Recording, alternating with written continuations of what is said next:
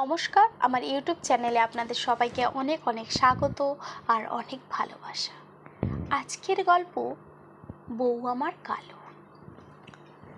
আমার স্ত্রী দেখতে কালো বলে আমার মা আগে থেকেই বলে রেখেছে আমার স্ত্রী ভুলেও যেন সকালে আমার ছোট বোনের ঘরে না যায়। আমার ছোট বোন 7 মাসের প্রেগনেন্ট। মেয়ের যেন এই অবস্থায় কোনো অযত্ন না হয়, তাই মা ছোট বোনকে নিজের কাছে এনে রেখেছেন। সেদিন সকালে ছোট বোনের চিৎকার শুনে ঘুম ভেঙে গেল আমার। তড়িঘড়ি করে বোনের ঘরে গেলাম, ভাবলাম বোনের আবার কি কোনো সমস্যা হলো নাকি। ঘরে গিয়ে দেখি আমার ছোট বোন আমার স্ত্রীকে বলছে, তোমাকে না বলেছি সকাল সকাল আমার ঘরে না আসতে? সকালে ঘুম থেকে উঠে তোমার চেহারাটা দেখলেই আমার মেজাজ খারাপ হয়ে যায়।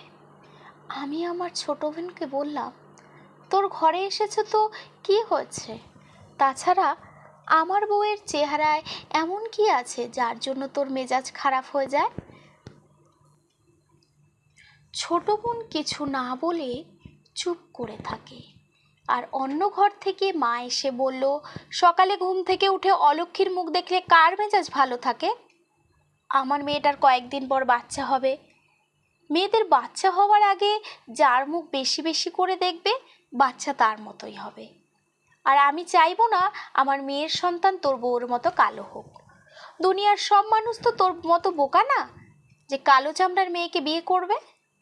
আমি আমার মাকে কিছু না বলে বোনের দিকে তাকিয়ে বললাম, আমার মা না হয় অল্প শিক্ষিতা, তাই এসব কুসংস্কার বিশ্বাস করে, কিন্তু তুই তো উচ্চ মাধ্যমিক পর্যন্ত পড়াশুনো করেছিস বোন, তোর কি এসব বিশ্বাস করতে হয়? এই কথা বলে আমি যখন আমার ঘরে আসলাম, আমার বউ আমার দিকে হাসি হাসি মুখে তাকিয়ে বলল, আজ দুপুরে কি রান্না করব? ওর হাসি মাখা মুখটা দেখে আমি খুব অবাক হয়ে গেলাম। কিছুক্ষণ আগে যে মেয়েটাকে আমার মা বোন এত অপমান করলো, তারপরও সেই মেয়েটার মুখে এখনো হাসিটা কিভাবে লেগে আছে? হয়তো অতি কষ্ট পেয়ে মিথ্যা হাসির অভিনয় করছে। আমি আমার স্ত্রীর হাতটা ধরে বললাম, আমার মা বোনের কথায় খুব কষ্ট পেয়েছো তাই না? আমার স্ত্রী হেসে বলল, একদম না, এইসব কথায় আমি অনেক আগে থেকেই অভ্যস্ত। আমি অবাক হয়ে বললাম, মানে? আমার স্ত্রী তখন বলল, তোমাকে ছোট 3টি ঘটনা বলি। কলেজে পড়া অবস্থায় অন্য সবার মতো আমারও ইচ্ছে হতো সাজতে। তো পয়লা ফাল্গুনের দিন আমিও সবার মতো শাড়ি পরলাম, সবার মতো সাজলাম। বাহিরে বের হবার জন্য যখন বাড়ি থেকে বের হলাম, তখন পাশের বাড়ির আন্টি আমার দিকে তাকিয়ে আর চোখে বলছিল, যতই মেকআপ কর না, কালো কাক কখনো সাদা বক হতে পারে না। সেই দিনের পর আর কখনো সাজতে ইচ্ছে হয়নি, কারণ কালো মেয়েদের সাজতে নেই। একবার কয়েকজন বান্ধবী মিলে রেস্টুরেন্টে খেতে গেলাম। বান্ধবীরা যখন সকলে সেলফি তুলছিল, তখন আমিও ওদের সাথে সেলফি তুলতে চেয়েছিলাম। তখন এক বান্ধবী আমায় বলে বসলো, তুই সেলফির মধ্যে থাকলে পুরো সেলফিটাই নষ্ট হয়ে যাবে। এরপর আর কখনো সেলফি তুলতে ইচ্ছে হয়নি, কারণ কালো মেয়েদের সেলফিও তুলতে নেই। দেখতে কালো বলে তাই একের পর এক পাত্রপক্ষ বিয়ের জন্য না করে দিচ্ছিল। তখন আমার নিজের মা বলেছিল, এই অলক্ষ্মী মেয়েকে আমি জন্ম দিয়েই ভুল করেছি, এই অলক্ষ্মীর মরণ কেন হয় না। নিজের বাবা বলেছিল, এই কালোমুখী আমার চোখের সামনেও যেন না আসে। যেখানে আমার নিজের জন্মদাত্রী মা আমায় অলক্ষ্মী বলতে পারে, সেখানে পরের মা আমায় অলক্ষ্মী বললে কষ্ট লাগবে কেন? যেখানে আমার জন্মদাতা পিতা আমার মুখ দেখতে চায় না, সেখানে তোমার বোন আমার মুখ দেখতে না চাইলে আমার কষ্ট পাওয়ার তো কোনো কিছু নেই। কথাগুলো বলার শেষে আমার স্ত্রী ওর চোখের কোণে জমে থাকা জলটা মুছল, অথচ ওর মুখে তখনও হাসিটা লেগেছিল। আমি তখনও বুঝতে পারছিলাম এই হাসিটার ভিতর কতটা যন্ত্রণা লুকিয়ে আছে। 1.5 মাস পরের ঘটনা। আমার বোনের শরীরের অবস্থা হঠাৎ খুব খারাপ হয়ে যায়। হাসপাতালে নিয়ে যেতেই ডাক্তার বললেন এক্ষুনি সিজার অপারেশন করতে হবে, তা না হলে বাচ্চার ক্ষতির আশঙ্কা আছে। ডাক্তার বোন নিয়ে অপারেশন থিয়েটারে নিয়ে যাওয়ার আগে বলল তাড়াতাড়ি ও নেগেটিভ রক্তের ব্যবস্থা করে রাখতে। আমরা আগে থেকেই ডোনারের সাথে কথা বলে রেখেছিলাম। তাকে যখন ফোন করলাম রক্তের জন্য, তখন সে বলে আমরা তাকে কেন আগে ভাগে জানাইনি, সে এই মুহূর্তে শহরের বাইরে আছে।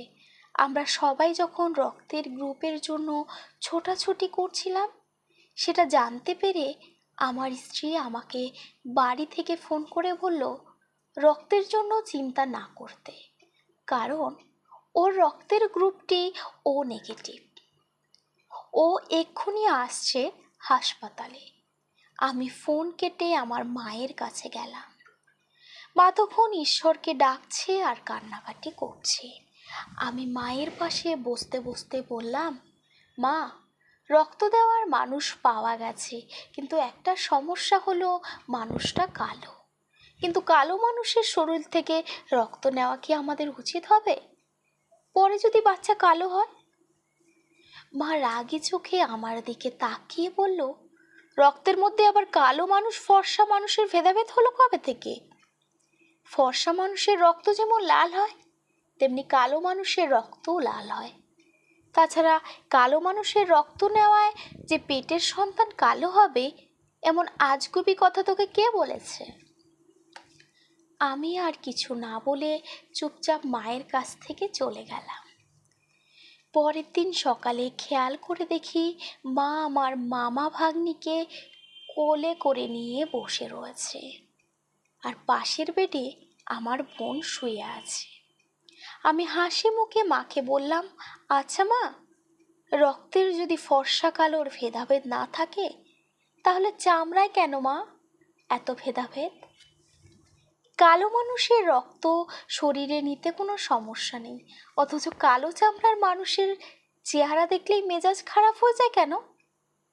মা কখনো চামড়া দেখে মানুষকে বিবেচনা করতে নেই, বরং চামড়ার ভিতরে থাকা মানুষকে দেখে বিবেচনা করতে হয়।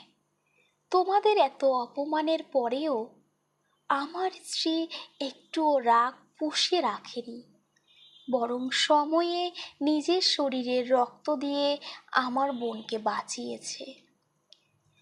মা আমার কথা শুনে নীরব হয়ে গেছে।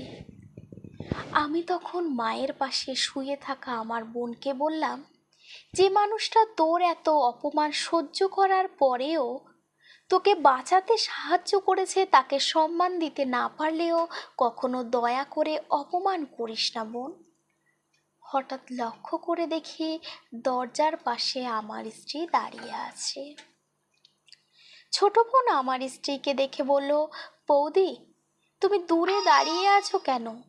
কাছে এসে আমার মেয়েটাকে একটু কোলে নাও। আর আমার মেয়ের নাম কিন্তু তোমাকে ঠিক করে দিতে হবে। বাচ্চাকে কোলে নেবার সাথে সাথেই আমার স্ত্রী কেঁদে ফেলল। আমার স্ত্রীর কান্না দেখে আমার মা ও বোন ও খুব কাঁদল। মা মেয়েদের কান্নার আনন্দময় মিলন মেলায় আমি আর দাঁড়িয়ে না থেকে কেবিন থেকে বের হয়ে আসলাম। মনের অজান্তে এক ফোঁটা জল আমার চোখেও চলে আসলো। নমস্কার, আজকের গল্প এই পর্যন্তই। গল্পটি যদি ভালো লেগে থাকে তাহলে অবশ্যই আমার চ্যানেলটিকে সাবস্ক্রাইব করে আমার পাশে থাকবেন। আর সবাই ভালো থাকবেন, সুস্থ থাকবেন, সাবধানে থাকবেন।